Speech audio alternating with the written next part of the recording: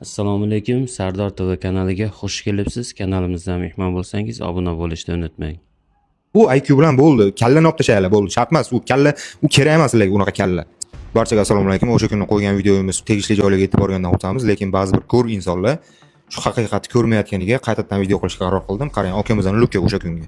Pushti kepka yo'l vodolazka, oq yo'l chizig'i bor vodolazka bo'ynida. Shim voqea joyidagi Luka e'tibor beramiz. Pushti kepka vodolazka bir xil, shim bir xil. Bu yerda o'zgarayotgan narsa kurtka. Ba'zidan registratsiyangiz chiqmasdan qiynayaptimi? Registratsiyangizni qilib beradigan 10 yillik tajribaga ega ishonchli professionallarni sizlarga tavsiya qilamiz. Moskva, Podmoskva, Piterda registratsiyani bazaga kiritish, трудовой договор, уведомление, запрет, tibbiy sug'urta olish va 20 dan ortiq xizmatlari mavjud. Darhol ekrandagi raqamlarga Telegram yoki WhatsAppdan yozing, ishingizni mutaxassislarga topshiring va xotirjam bo'ling. Keyin oyoq kiyim. Qarang, mashinada qaytishda yengilroq qaytgisi keladi odam. Kurtkani yechib, bunaqa ustilar sportivniy kiyim kiyib olganlarda, kepkani orqaga qo'yib olganlar, maskani taqib olganlar, bosonoshkani almashtirib olganlar. Oyoq tagi tushib qolgandan keyin bosonoshka almashtirib olingan. Uni aytib o'tganman video davomida, oldingi videoda. Hozir shu video jo'nab ketishdan oldingi video bo'lganda tushunyapsizlar? Oldindan buni zapis qo'yib bermagan bo'lardi. Bitta o'rtog'ingizga telefon qilgan. Ikkinchi qismi olinayotgan bo'lgan. O'sha osib qo'yayotgan mahalda telefon qilganda ovoz bor ekan. O'sha ovozni eshitsam bilan, "Ay, nima ekan u? Dedi nima yozilgan? Ay, nima ekan u? Dedi nima yozilgan?" Qarang, eshitmagan bo'lgan o'sha paytda. Ikkinchi qismi olinayotganda eshitmagan bo'lgan.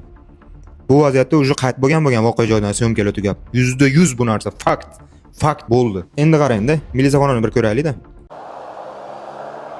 Bugungi video murojaatim Rossiyada mehnat safarida yurgan vatandoshlarimiz diqqatiga. Ayni kunlarda musofir yurtdoshlarimiz Rossiyadan turib O'zbekistonning Humo va Uzcard kartalariga pul yubora olmasdan kurs pastligi va shunga o'xshash turli xil muammolarga duch kelishyapti. Agar siz ham shu kabi muammolarga duch kelayotgan bo'lsangiz, pullaringizni tezda mobil ilovasidan O'zbekistonning istalgan Humo va Uzcard kartalariga yuqori kursda osongina yuboring.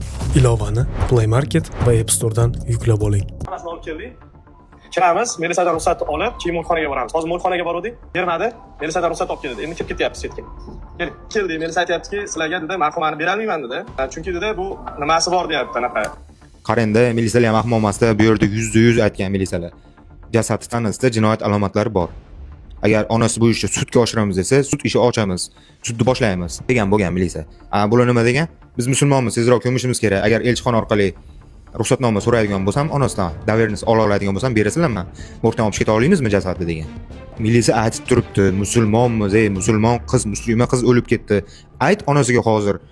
Ayt, milisa jarohatlari bor deyapti. Nima qilamiz ona deb aytmagan. Nima ko'ryapsiz-ku? Aytmagan. Qani u